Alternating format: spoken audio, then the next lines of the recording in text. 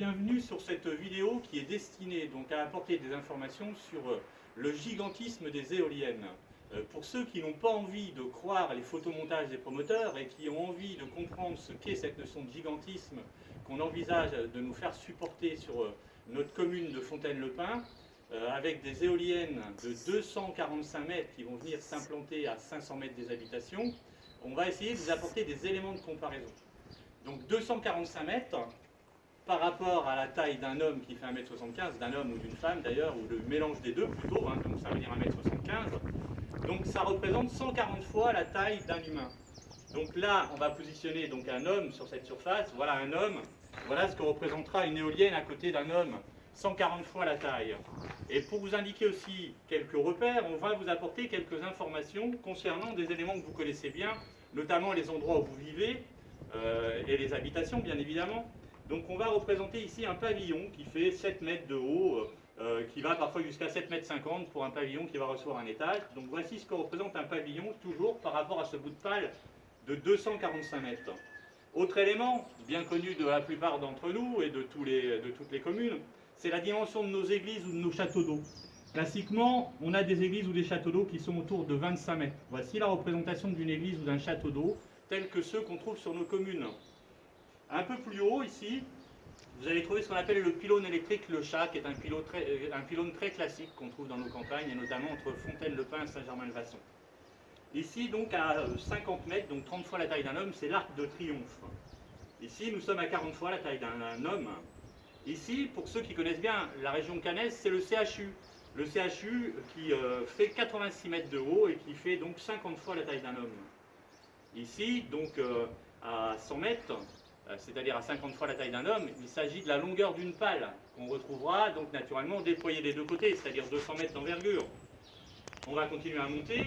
Ici, donc là on est à 80 fois la taille d'un homme. Ici, entre 80 fois et 90 fois, c'est le Mont Saint-Michel, à 150 mètres de haut. Donc depuis le niveau d'eau jusqu'à la pointe de l'Archange, voilà, on est à 150 mètres ici. Quand on monte plus haut, ici on est à 100 fois la taille d'un homme. Là, c'est la largeur des deux pales, ce que j'évoquais tout à l'heure sur les 100 mètres plus 100 mètres.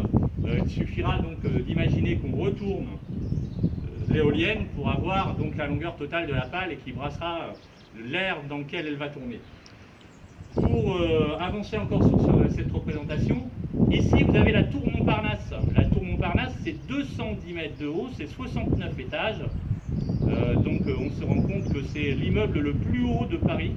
Donc, à ce niveau, donc à 210 mètres, il nous reste encore donc 35 mètres au-dessus, 35 mètres qui correspondent donc en règle générale à un immeuble qui va représenter encore 15 à 20 étages.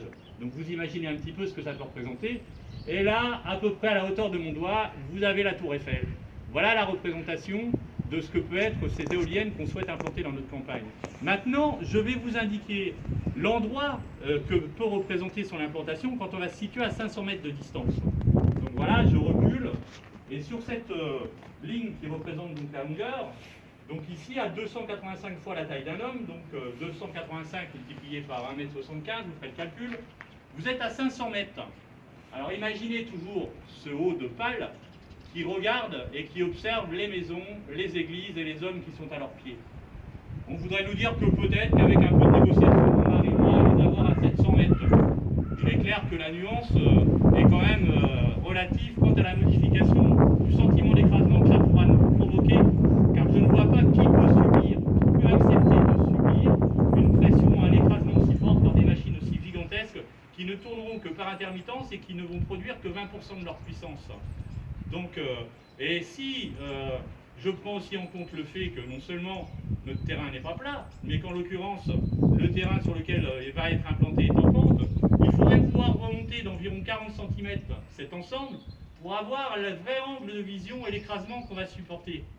Et maintenant, si je me transforme, au lieu d'être celui qui fait 1 cm, en la personne qui pourrait faire 140 fois donc, la taille d'un homme, c'est-à-dire l'éolienne, si je regarde 140 fois plus petit à mes pieds, qu'est-ce que je vois? Je vois une mouche. L'homme est transformé en mouche au pied de ces machines. C'est scandaleux.